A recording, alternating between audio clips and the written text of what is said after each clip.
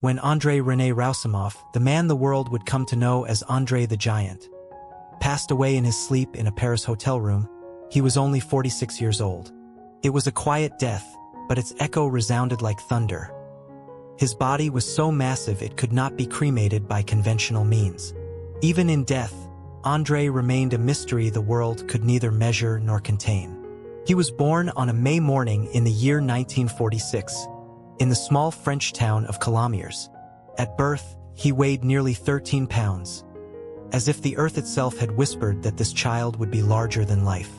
His parents, immigrants from Poland and Bulgaria, were humble people, but they weren't blind to what was unfolding. Their son was growing differently. By the time he turned 12, he stood nearly 6'3", towering over his peers like a tree over grass. No one yet knew this was the early sign of a rare condition that would later be called acromegaly. He didn't dream of the stage. He wasn't drawn to school plays or dazzled by spotlight dreams. His youth was rooted in the soil, hard work, sweat, simplicity. At 14, no longer bound by school, André left the classroom behind and went to work on a farm. His hands, already stronger than most men's, found purpose among hay bales and heavy labor. But the shadows would not hold him for long.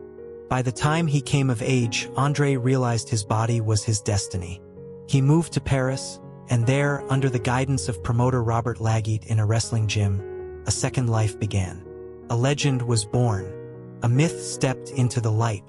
A name on posters, Jean Ferret, inspired by a folklore hero of northern France. Behind the name, a gentle, soft-spoken soul was hidden beneath the spectacle. His first televised bout, against Le Petit Prince, made him a national sensation. But the borders of France soon felt too narrow. In 1968, after claiming the FFCP World Championship title, he began touring outside of Europe, to the United Kingdom, Germany, Africa, New Zealand.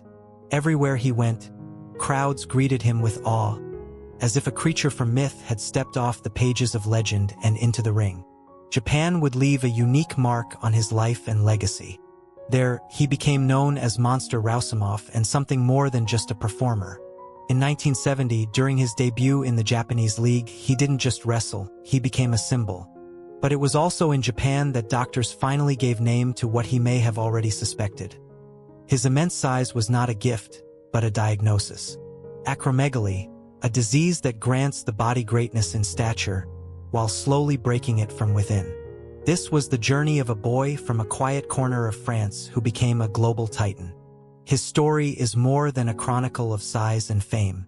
It is the story of a body that became both prison and platform, and of a man who carried the weight of his own legend, and paid for it with solitude, pain, and an early death. Yet even in the end, André remained what he had always been in life, a man too large for the world that tried to hold him. When you look at a photo of André René Roussimoff, known to the world as André the Giant, it's hard to tell where the man ends and the myth begins. He looked as though he'd stepped out of ancient folklore, standing nearly 8 feet tall, weighing as much as a small car. But his story isn't one of a monster in the ring. It's the story of a man trying to build a life inside a body that never truly let him rest. André was born with a rare condition called acromegaly, a disorder that caused his body to grow uncontrollably. This wasn't just something that set him apart on the outside, it was a constant, often painful trial. His bones stretched, his joints ached, and his size made even the simplest tasks a challenge. And yet, through it all, he carried himself with quiet dignity. He didn't complain. He endured.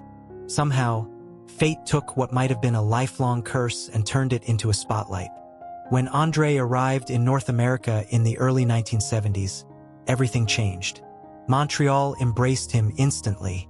Tickets to his matches vanished in hours. Fans waited eagerly for his appearances as if he were a movie star. Here, for the first time, he was more than a wrestler, he was cherished. And, as it often happens in the best stories, it was during this chapter that he met someone who would change his life. Gene Christensen was initially connected to his career, but their bond quickly became something deeper, quiet, rare, and real. By the end of the decade, they welcomed a daughter, Robin. She was his greatest treasure.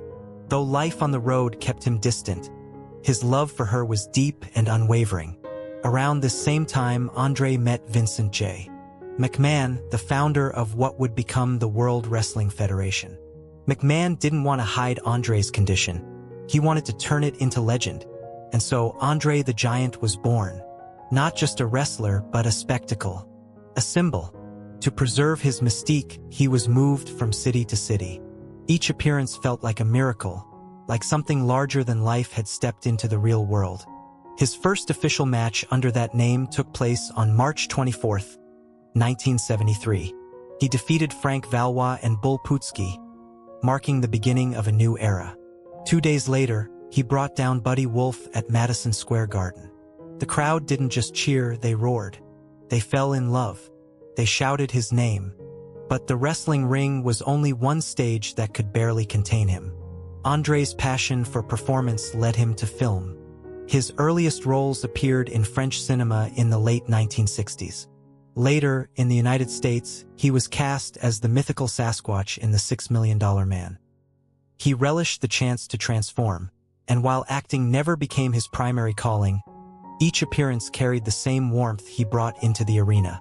Andre the Giant is remembered not only as a physical phenomenon but as a man who fought, not just in matches, but against pain, loneliness, and expectations. He knew what it meant to be an outsider, even when adored by millions.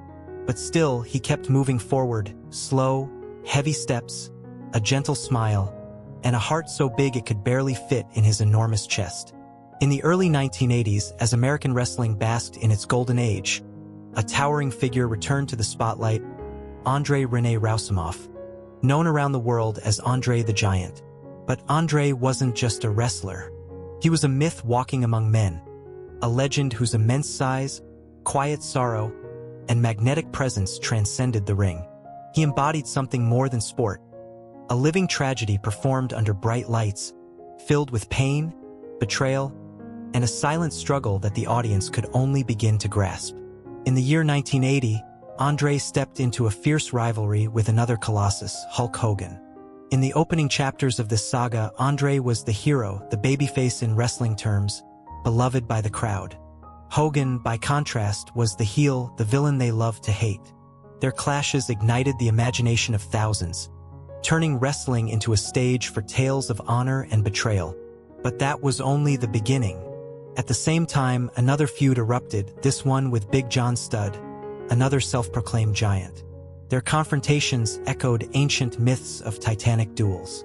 Who was the true giant? Who deserved to be called unmatched? Tension reached a boiling point when Studd, alongside his partner Ken Patera, ambushed Andre and, after an exhausting beatdown, cut his hair. It wasn't just an insult, it was an attack on his dignity. Andre waited for his moment of reckoning. On March 31, 1985, at the very first WrestleMania, he stepped into the ring to reclaim his pride. In a match where not only money but personal honor was at stake, he lifted Studd high above his head in a grueling body slam and claimed victory. The crowd erupted. As Andre hurled the prize, $15,000, into the audience, his manager scrambled to grab the bag. But the gesture had already spoken. This was a moment of pure generosity, a statement from a man who knew the price of pain. A year later, at WrestleMania 2, Andre entered a battle like no other, a 20-man over-the-top rope match. Among the competitors were not just wrestlers but also NFL players. Once again, victory was his. He tossed the final opponent, Bret Hart, over the ropes and stood alone in the ring, like an ancient hero after the siege. But inside the Titan, something was breaking. His condition, acromegaly, was taking its toll. The pain became unbearable, his joints ached, and his heart began to falter. He asked for a break. The WWF, needing a public explanation, staged his suspension for failing to appear at a match. The company president formally announced that Andre was suspended indefinitely.